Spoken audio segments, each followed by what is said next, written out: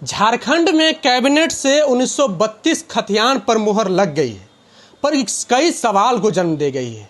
बहुत सारे लोगों के मन में ये संदेह है कि अगर 1932 के खतियान में मेरा नाम नहीं है तो क्या हम चुनाव लड़ पाएंगे कि नहीं लड़ पाएंगे।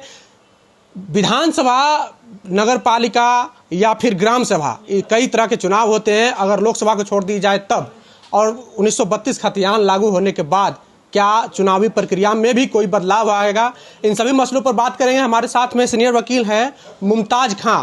लोकसभा को अगर छोड़ दिया जाए तो लोकसभा कोई भी कहीं से चुनाव लड़ सकता है, पर विधानसभा के लिए एक नियम है कि आप जिस राज्य के हैं वहीं से चुनाव लड़ेंगे। तो बहुत सारे लोगों के मन में सवाल है कि अगर खतियान में मेरा नाम नहीं आया तो विधानसभा हो या ग्राम सभा हो या नगर निकाय, नगर पालिका का जो चुनाव होता है उसमें हम लोग का क्या होगा।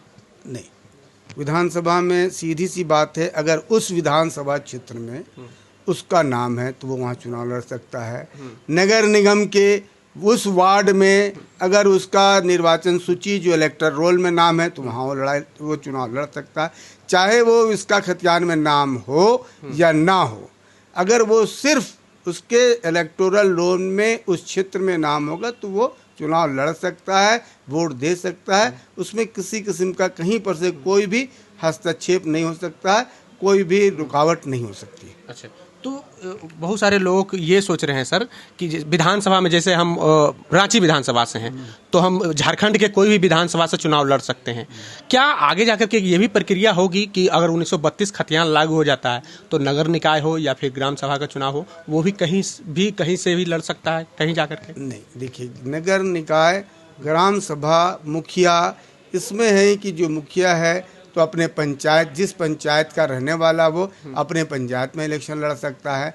नगर निकाय में है जिस वार्ड का वो क्या नाम है वोटर होगा उसी वार्ड में वो इलेक्शन लड़ सकता है। तो वो तो वोटर लिस्ट बनता है ना, वोटर लिस्ट एक अलग तरीका है, वोटर लिस्ट में उसका नाम आ गया वो इलेक्शन लड़ सकता है। बहुत सारे जो विधानसभा का जो लिस्ट है और खतियान से कोई लेना देना, खतियान में नाम नहीं भी होगा लेकिन वोटर लिस्ट में नाम है तो इलेक्शन लड़ेगा, उसमें कहीं कोई दिक्कत रुकावट नहीं है। यानी कि अगर यहाँ की स्थानीय नागरिकता नहीं है तो भी चुनाव लड़ सकता है यहाँ से। अगर खतियान तो स्थानीय नागरिकता नहीं, नागरिकता और स्थानीय दो अलग अलग चीज है। नागरिक जो है पूरे देश की नागरिकता एक ही होती है, जिसे सिटीजनशिप बोलते हैं। तो वो तो पूरे देश में किसी भी कस्बा का, किसी भी राज्य का, किसी भी मोहल्ले का आदमी होगा तो उसकी नागरिकता होगी। ये अलग बात है कि अगर खतियान में उसका नाम नहीं है तो उस क्षेत्र का वो खतियानी रैयत नहीं होगा, उस क्षेत्र का वह स्थानीय व्यक्ति नहीं कहलाएगा। लेकिन नागरिकता को देखिए, यहाँ पर लोग बहुत कंफ्यूजन कर रहा है। नागरिकता को स्थानीय नीति से जोड़ करके ये लोगों को बरगलाने की साजिश है। इससे ऐसा बिल्कुल नहीं है। नागरिकता बिल्कुल अलग चीज़ है, पूरे देश की एक नागरिकता होता है।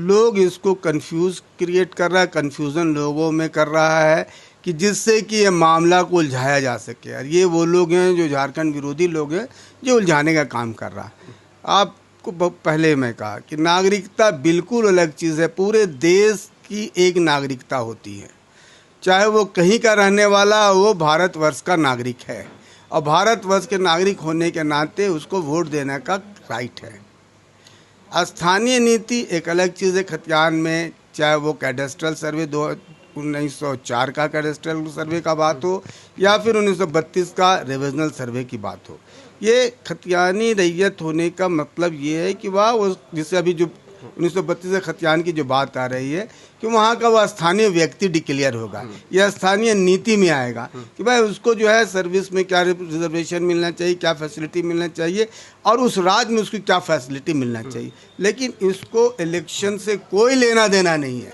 नागरिकता से कोई लेना देना नहीं है और ना ही इसको कोई इफेक्ट पड़ने वाला है। आरक्षण पे कितना प्रभाव पड़ेगा? आरक्षण पे भी वही नियमावली रहेगा जो स्थानीयता जिनको मिला है या फिर जो गैर झारखंडी है उनको भी आरक्षण मिलेगा चुनाव में? आरक्षण के बारे में पहले ही से कानून है कि जो जिस राज्य का व्यक्ति है उसको उस राज्य में रिजर्वेशन का, आरक्षण का फायदा मिलेगा। जैसे कि आपको बता दें कि झारखंड का आदिवासी जो यहाँ पर हम 26% और 27% रिजर्वेशन की बात कर रहे हैं, बिहार में आदिवासियों को सिर्फ 1% रिजर्वेशन मिलता है। ठीक है, उसी तरह आसाम में जो झारखंड के आदिवासी जो रह रहे हैं उसको आदिवासी का दर्जा नहीं दिया जाता है। तो ये पहले से हर राज्य के एक अपना नियम बना हुआ है और वो फॉलो होगा। उससे भी 1932 का खतियान में उसमें कोई फर्क नहीं आने वाला। यानी कि आरक्षण में कुछ बदलाव किए जा सकते हैं स्थानीय नीति लागू होने के बाद। जो आरक्षण में जो चुनाव में जो आरक्षण मिलता है लड़ने के लिए, आरक्षण के मामले में हो सकता है वो अब राज्य सरकार इस पर क्या नियम बनाती है, वो नियम पर डिपेंड करता है कि उस पर जो है राज्य सरकार आरक्षण नीति में क्या बदलाव लाती है। यानी कि मोटा मोटी बात मान लिया जाए तो अगर स्थानीय नीति लागू हो जाती है 32 का, तो इसका जो ग्राम सभा हो या फिर विधानसभा हो या फिर नगर निकाय चुनाव हो, इस पर कोई प्रभाव नहीं पड़ेगा। नहीं, आज की जो स्थिति है, जो ग्राम सभा का चुनाव में जो उस ग्राम के लोग लड़ सकते हैं, नगर निकाय में उस वार्ड के लोग लड़ सकते हैं, और क्या नाम है MLA में उस क्षेत्र के लोग लड़ सकते हैं। तो इस पे कोई आज जो सिचुएशन है वो कल 32 के खतियान लागू होने पर भी वही हाल रहेगा। चुनाव में और उसके नागरिकता में कोई फर्क नहीं आने जा रहा है, चुनाव लड़ने वालों में भी कोई फर्क नहीं आने जा रहा है। रहा रिजर्वेशन आरक्षण की बात, तो आरक्षण का भी हर राज्य का अपना आरक्षण नीति है और उस नीति के हिसाब से वो फॉलो किया जाएगा। चलिए, तो ये थे हमारे साथ में सीनियर एडवोकेट मुमताज खां। इनका कहना सीधे सीधे तौर पे कि जो है आरक्षण पर कोई भी प्रभाव नहीं पड़े, आरक्षण पे हो सकता है कुछ बदलाव हो, पर जो है चुनावी प्रक्रिया में कोई भी प्रभाव नहीं पड़ेगा। बहरहाल बने रहे द एक्टिविस्ट के साथ। बहुत बहुत धन्यवाद।